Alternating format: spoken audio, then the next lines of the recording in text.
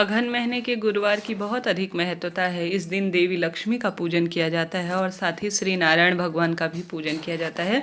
अगर आप सभी व्रत करते हैं अगहन महीने के तो अत्यधिक शुभ है। व्रत उपवास नहीं भी कर पाते हैं तो संतान प्राप्ति के लिए आप लंबे समय से प्रयासरत हैं, या आप पुत्र प्राप्ति के लिए या किसी भी स्वरूप में कर्ज की परेशानी से जूझ रहे हैं, या हर स्वरूप में हार रहे हैं दुख बीमारी से, तो आप सभी को अपने घर में अन्न धन के भंडार भरने के लिए, वंश में वृद्धि के लिए इन सरल से कार्य को करने का प्रयत्न करना चाहिए। वह कार्य कैसे करने हैं ध्यान से सुने और अंत तक बने रहिए। सबसे पहले आप सभी ब्रह्म मुहूर्त में उठें और इस बार 4 गुरुवार के व्रत पढ़ रहे हैं, जो कि बहुत श्रेष्ठ स्वरूप में कहे जाते हैं। आपके प्रश्न आ रहे होंगे मन में कि दीदी गुरुवार का दिन तो श्री नारायण को समर्पित है, तो कैसे यह गुरुवार इतने महत्वपूर्ण है?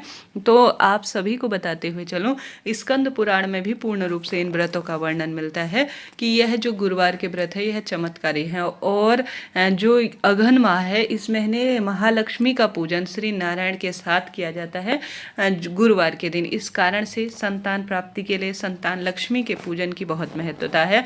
आप सभी को कैसे करना है ध्यान से सुनिए। गुरुवार का दिन है तो पीले रंग के वस्त्रों का चयन करें। सबसे पहले एक चुटकी आप सभी नहाने के पानी में तुलसी की मिट्टी और हल्दी डालिएगा, बहुत शुभ और श्रेष्ठ माना जाता है। उसके बाद अगर संभव हो व्रत उपवास करते हैं तो सभी को विदित होगा कि एक दिन पहले ही घर में पोछा वगैरह लगा दिया जाता है और अच्छी तरह से उस दिन ब्रह्म मुहूर्त में उठकर घर के दरवाजे पर हल्दी मिश्रित जल, जो कि शुभता के रूप में जाना जाता है और माँ लक्ष्मी को बहुत प्रिय है और घर में यह रोग दोष कष्ट संकट पीड़ा से मुक्ति करता है, तो घर के दरवाजे पर आपको हल्दी मिश्रित जल का छिड़काव जरूर से करना है।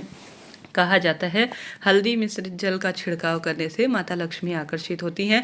व्रत उपवास ना कर पाए तो भी करें। दरवाजे पर सबसे पहले अगर रंगोली बनाते हैं तो बहुत शुभ है, नहीं रंगोली बना पाते हैं तो आप एक दरवाजे पर दीपक जरूर से लगा दीजिए। चाहे तो दोनों तरफ लगाएं, चाहे तो एक ही तरफ लगाएं तो भी बहुत बढ़िया है, शुभ है। फिर अपने घर के मंदिर में आप सभी को, आपके घर पर श्री नारायण की प्रतिमा है तो बहुत अत्यधिक अच्छा है, अच्छी बात है। नहीं तो आप लड्डू गोपाल स्वरूप को भी अपने घर के मंदिर में विराजित कर सकते हैं और उनके साथ माता लक्ष्मी को आप विराजित करें। अब अपना आप पूजा का विधान रखें। सबसे पहले आप सभी को इस दिन विधि विधान से संभव हो तो अपनी मनोकामना कहकर कच्चा दूध लेकर आएं। कच्चे दूध को थोड़ा सा तो आप श्री नारायण के लड्डू गोपाल स्वरूप और माता लक्ष्मी का स्नान के लिए रख लीजिए। थोड़ा कच्चा दूध आप खीर बनाने के लिए रख लीजिए। खीर माता लक्ष्मी को बहुत प्रिय है और कहा जाता है जिस घर में माता लक्ष्मी के निमित्त जो खीर है उसे बनाया जाता है, चावल की खीर, थोड़ा सा उसमें केसर वगैरह मिलाकर, आपकी इच्छा है आप चाहें तो आप सभी को विशेष तौर पर माता लक्ष्मी को भोग लगाना चाहिए। भोग लगाने से माँ लक्ष्मी बहुत प्रसन्न होती है और अन्न धन के भंडार भरती हैं। लक्ष्मी मैया का आप स्मरण करते हुए, इस संतान लक्ष्मी का ध्यान करते हुए, धन लक्ष्मी का ध्यान करते हुए, रोग लक्ष्मी का अर्थात रोग मुक्ति लक्ष्मी का ध्यान करते हुए और साथ ही अन्नपूर्णा लक्ष्मी का ध्यान करते हुए, यह सभी 16 स्वरूप माता लक्ष्मी के ही माने जाते हैं, उनका स्मरण करते हुए घर के मंदिर में विधि विधान से आप श्री नारायण और माता लक्ष्मी का पूजन करें। उन्हें पीले फूल बहुत प्रिय हैं, लाल और पीले फूल माता लक्ष्मी और श्री नारायण को समर्पित करें। यज्ञोपवीत श्री नारायण को समर्पित कर रोली, चंदन, मोली, अक्षत इत्यादि, हल्दी इत्यादि सभी चीजें आपको समर्पित करनी चाहिए। उसके बाद दीप प्रज्वलित कर विधि विधान से पूजन करना चाहिए। उपाय के स्वरूप में जो आपको करना है वह इस तरह से करना है। यह उपाय आप किसी भी कार्य के लिए कर सकते हैं। सबसे पहले आप सभी को शंख में दूध भरकर एक तुलसी का पत्ता जरूर से रखना है। संतान लक्ष्मी की जय कहते हुए, महालक्ष्मी की जय कहते हुए, ओम नमो भगवते वासुदेवाय महामंत्र का स्मरण करते हुए या संतान गोपाल मंत्र का जाप करते हुए या श्रवण करते हुए, जैसे मोबाइल में आप सुन सकते हैं, आप सभी को शंख में दूध भरकर उसमें तुलसी का पत्ता रखकर अपनी मनोकामना कहकर श्री नारायण और माता लक्ष्मी के विग्रह स्वरूप को स्नान जरूर कराना है, क्योंकि माता लक्ष्मी का साक्षात स्वरूप माना जाता है शंख।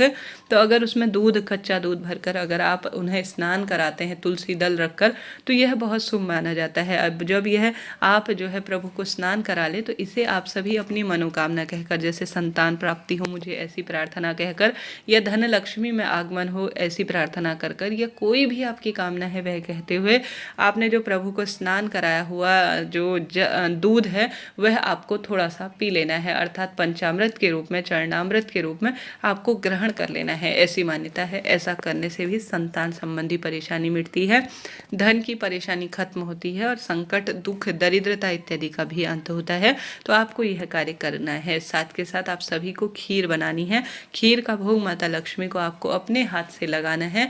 बाद में किसी कन्या को या सौभाग्यवती महिला, जो कि महिला पूजन पाठन का कार्य करती है, घर परिवार में जो है हमेशा ही भगवान की भक्ति में अधिकतर रहती है, मंत्र जाप वगैरह करती है, जिसका एक तेजस्व है, ओजस्व है, आप देखते हैं कि यह बहुत जो है विशेष स्वरूप में है। तो आप सभी क्या करें कि उन्हें घर पर बुलाकर या उनके ही घर पर जाकर आप सभी को यह खीर जो आपने भोग स्वरूप भगवान जी को समर्पित कर रखी है, बाद में आपको दान में दे आनी है। परंतु ऐसा हो नहीं पाता, ऐसी स्थिति में आप एक कन्या को बुलाकर यह खीर खिला देते हैं, तो आपके घर में जिस कामना के तहत आपने माता रानी और श्री नारायण को भोग लगा रखा है, बाद में वह कामना आपकी सिद्ध हो जाती है। तो आप सभी को सरल उपाय है, सरल कार्य है, एक बार इस गुरुवार जो कि अपने आप में मार्गशीर्ष महीने के सबसे श्रेष्ठ माने जाते हैं, चाहे तो चारों गुरुवार के दिन करें, चाहे तो प्रथम और अंतिम गुरुवार को भी कर सकते हैं, बिना व्रत के भी कर सकते हैं। इसके बाद आप यहाँ पर बैठकर माता लक्ष्मी के समक्ष, श्री नारायण के समक्ष कनक धारा स्रोत या विष्णु सहस्त्र नाम या संतान गोपाल मंत्र या भगवान विष्णु के 12 नामों का स्मरण, श्रवण, पठन पाठन कर सकते हैं। अद्भुत स्वरूप में इसका लाभ मिलता है। तो यह सरल सा खीर का उपाय, अभिषेक कराने का, शंख में दूध भरने का उपाय यह कर सकते हैं।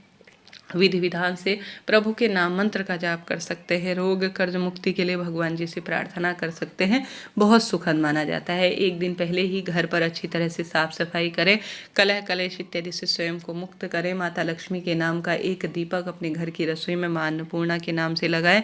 घर की रसोई में और घर के मंदिर में, घर के दरवाजे पर दीपदान आपको जरूर से करना है। साथ ही इस दिन गुड़ और चना और एक चुटकी हल्दी जो है वह रोटी में रखकर गौ माता को अगर खिलाते हैं तो भी बहुत इससे श्री नारायण प्रसन्न होते हैं और माता लक्ष्मी भी बहुत अधिक कृपा करती है। तो आप सभी को आवश्यक रूप से इस विशेष अघन माह में अर्थात मार्गशीर्ष माह में यह कार्य करना है। कहा जाता है यह कार्य बहुत सुख प्रदान करता है और सदा सर्वदा खुशियों के भंडार भरता है। जीवन में हार रहे हैं, दुख पा रहे हैं, कष्ट कर्ज में जीवन है, तो आप सभी को अघन माह के चारों गुरुवार में यह कार्य करना है। तुलसी माता का पूजन करें, पीपल और विशेष तौर पर केले वृक्ष का विधि विधान से पूजन करें। उनकी जड़ में एक चुटकी आप सभी हल्दी समर्पित कर कर दीपक लगाकर आरती करें, प्रणाम करें और मन की कामना कहते हुए रोग संकट कष्ट पीड़ा से मुक्ति हो जाए, ऐसी प्रार्थना आपको करनी चाहिए। इस तरह से आप सभी को संतान लक्ष्मी, वर लक्ष्मी, धन लक्ष्मी और कर्ज मुक्ति लक्ष्मी, अन्नपूर्णा लक्ष्मी के नाम से इन उपायों को करना है। निश्चित रूप से अन्न धन के भंडार भरेंगे। ओम नमो भगवते वासुदेवाय महामंत्र का जाप कर सकते हैं। माता लक्ष्मी के कोई भी सरल से मंत्र, ओम महालक्ष्मी च विद्महि विष्णु पत्नी च धीमहि तन्नो लक्ष्मी प्रचोदयात, इस मंत्र का भी आप कमल गट्टे की माला से जाप करते हैं तो गुरुवार के दिन यह बहुत सुखद और श्रेष्ठ माना जाता है। आशा है, उम्मीद है वीडियो आपके लिए उचित रहा होगा। कुंडली विश्लेषण या संतान प्राप्ति के लिए कोई उपाय या हमसे बात करना चाहते हैं ज्योतिष परामर्श के लिए तो ऊपर के नंबर पर आप जुड़ सकते हैं। राधे राधे, जय माँ लक्ष्मी।